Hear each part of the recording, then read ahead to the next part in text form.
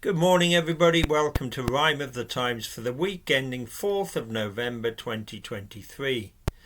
Humanity stained by the bombs that rain on Gazan terrain, as Israel will not abstain from its brutal campaign to have its hostages undetained and Hamas fighters slain. More war-inflicted pain by Russia in Ukraine. The COVID inquiry ascertains that chaos reigned and mad ideas were entertained to have the virus contained. Sunak explains his aim to exploit the gains from robot brains while having the dangers restrained. Ciaran wanes after 2 days of rain. It's Messi again. Some Labour members do not agree or approve of Keir's stance on Gaza and they want him removed.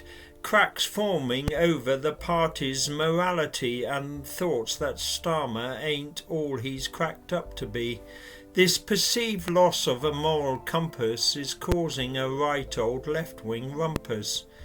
But Sir Keir has done his political calculations and knows the electorate's imagination is rarely captured by foreign policy, so he can support Israel without apology. In 2005, Blair won his third election despite his WMD contention, so Starmer toes the line of many Western leaders agreeing with the logic that they want to feed us.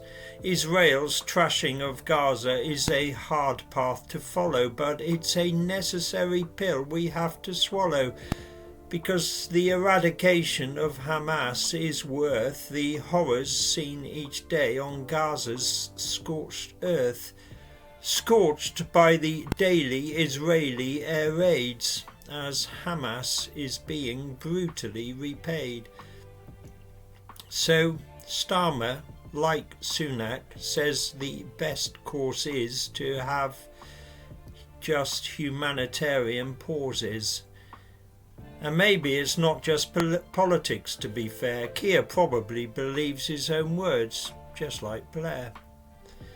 And Israel claims to not attack civilian targets, but with carpet bombing, no one is off the carpet. Refugee camps, schools, medical centres. Israel insists they give cover to terror fomenters. Hamas fighters embedded in all kinds of places not normally regarded as military bases. Meanwhile, Israelis cry for relatives and friends kept as human pawns in a game that never ends. Hostages whose lives entirely depend on the whims of a group we cannot comprehend.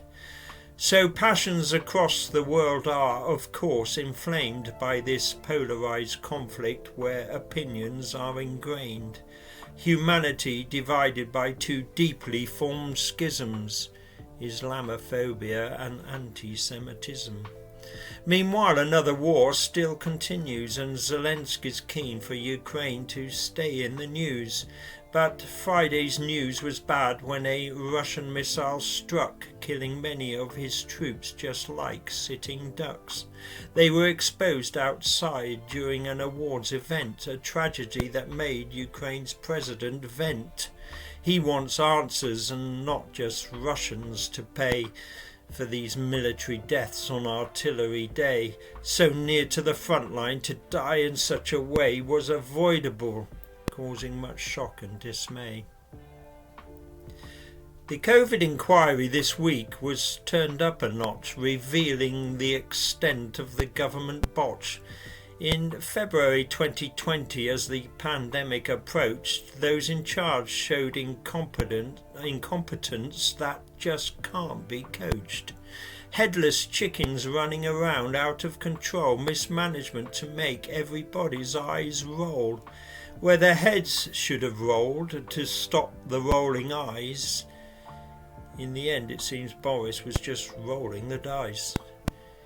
Initially, it appears he just acted obliviously, obviously not taking the virus seriously.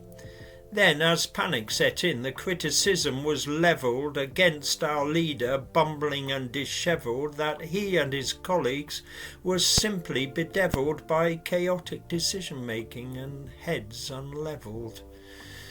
WhatsApp messages provide the fly on the wall, letting us see all the details, warts and all, like the office language, misogynistic and crude, rising pressure causing vitriol to be spewed, and Johnson's ever-changing mind and mood left many of his minions to conclude that the then PM really didn't have a clue of what he and his top team were supposed to do.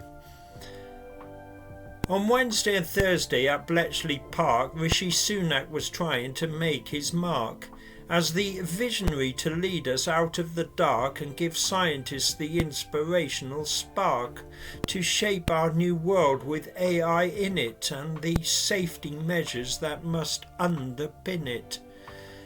China was amongst the 29 nations who attended and signed a broad declaration to use AI just for just causes and purpose and oppose its use by malignant usurpers.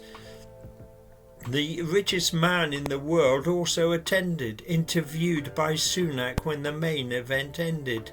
The summit was elongated, it could be said, by Musk and Sunak sharing thoughts in their head.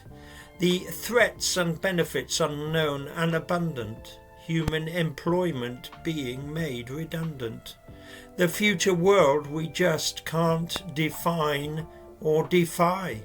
Maybe AI can show us what it looks like with AI.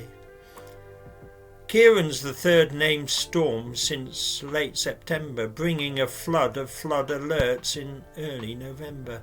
Heavy rain had much of Britain under water. Ferocious winds caused damage to bricks and mortar. Clear-ups in the UK are becoming a habit. We'd barely cleared the mess left by Storm Babbitt. Last autumn in the World Cup in Qatar, Lionel Messi was probably the brightest star, and on Monday he received his 8th Ballon d'Or. If he returned to Barca, there could be even more. But that won't happen. Messi's made it clear. At 36 his retirement is drawing near, and from what he said, Inter Miami appears likely to be where he ends his career. European defenders have no more to fear.